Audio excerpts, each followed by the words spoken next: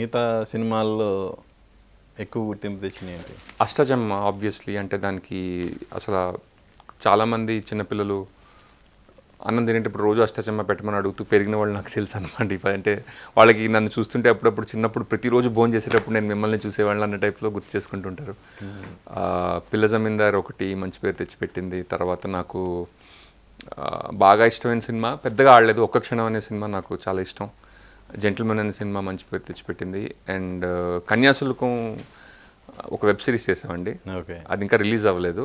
అందులో నేను గిరీశం పాత్ర వేశాను అనమాట. అది కూడా రిలీజ్ అవ్వాలి ఈ సంవత్సరం ఇప్పుడు. సో దానికోసం కూడా నేను వెయిటింగ్ అండి. అది యాక్చువల్లీ చెప్పాలంటే నేను అష్టజమ్మ చేసినప్పటి నుంచి హల్లు అంటూ పిలిచి పాట చూసినప్పటి నుంచి జనాలు నువ్వు గిరీశం చేయాలి గిరీశం చేయాలని చాలామంది అంటూ ఉండేవారు. నేను ఎప్పుడూ చేద్దామని అనుకోలేదు, ఎందుకంటే ఆ టైం పీరియడ్లో సెట్ చేయాల్సిన ప్రాజెక్ట్ అది కాదనమాట. లక్కీగా ఈ వెబ్ సిరీస్లు టేక్ ఓవర్ అయిన తర్వాత ఆ పాత్ర నాకు రావడం జరిగింది.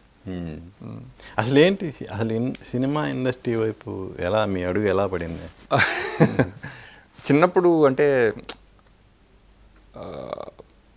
స్కూల్లో కానీ ఖాళీ పీరియడ్లో టీచర్లు లేపి నన్ను వాళ్ళకి పాఠాలు చెప్పడం ఇష్టం లేనప్పుడు, లేకపోతే చెప్పడానికి ఏమీ లేనప్పుడు నువ్వేమైనా కొంచెం ఎంటర్టైన్ చేయి అంటూ ఉండేవారు అనమాట.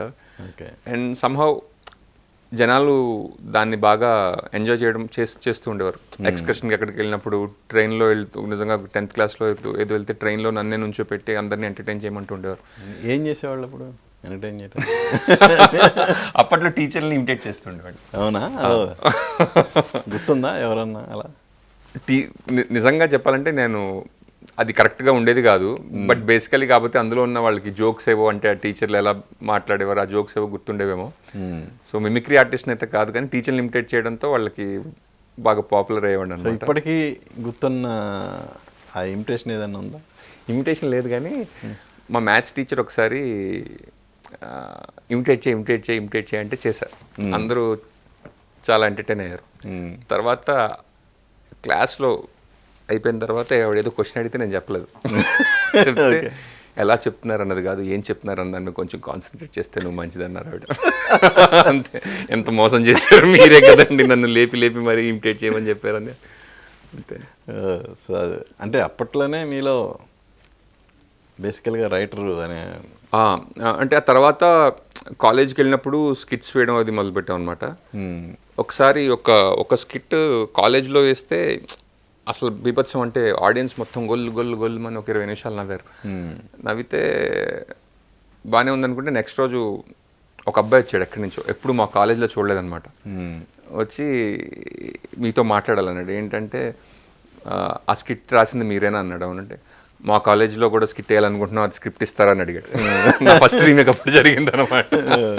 సో అలా మెల్లిమెల్లిగా అంటే సంహౌ ఎంటర్టైన్ చేయడానికి కొద్దిగా ఇంట్రెస్ట్ ఉండేది. ప్లస్ నాకు సినిమాలంటే అప్పట్లో కిషోర్ కుమార్కి నేను చాలా పెద్ద ఫ్యాన్ అండి. జీ సినిమా అని ఒక ఛానల్ ఉండేది, ఇప్పుడు లేదు అది. రాత్రి 2ంటికి ఆ టైంలో కిషోర్ కుమార్ సినిమాలు 2ంటికి వేస్తుండేవారు. నేను అలారం పెట్టుకుని 2ంటికి లేచి ఆ సినిమా చూసి పడుకుంటూ ఉండేవాడు అనమాట. సో అట్లా ఈ 2ంటికి. ఏ సినిమా బాగా ఇష్టపడేవాళ్ళు కిషోర్ కుమారా? పడోసన్ సినిమా బాగా ఇష్టం.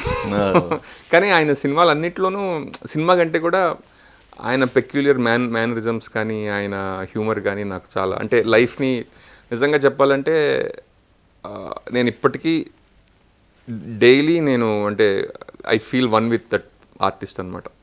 అంటే నాకు ఆనందం వచ్చినా ఆయన గొంతు వినిపిస్తూ ఉంటుంది, అసలు ఏ ఎమోషన్ వచ్చినా నాకు ఆయన గొంతు వినిపిస్తుంటుంది.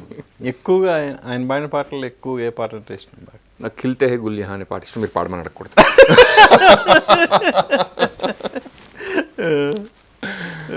ఆయన పాడిన పాటలు మార్కెట్లో క్యాసెట్స్, హెచ్ఎంవి క్యాసెట్స్ ఉండేవి కదండి, 35 రూపీస్ ఉండేది ఒక క్యాసెట్. నాకు పాకెట్ మనీ ఇచ్చినా, లేకపోతే ఎక్కడికన్నా వెళ్ళమని ఆటోకి డబ్బులు ఇచ్చినా నేను నడిచి వెళ్ళిపోతుండేవాడిని.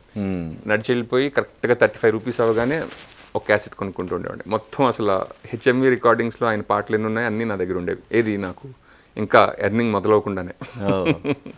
ఇప్పటికీ ఉందా కలెక్షనా? ఇప్పుడు అంటే పాటలన్నీ యూట్యూబ్లో అనుకోండి. అది కొన్నాళ్ళు అట్టే పెట్టుకున్నా, రేర్ కలెక్షన్ అని. ఆ తర్వాత ఈ బరువు అంతా మోసుకుని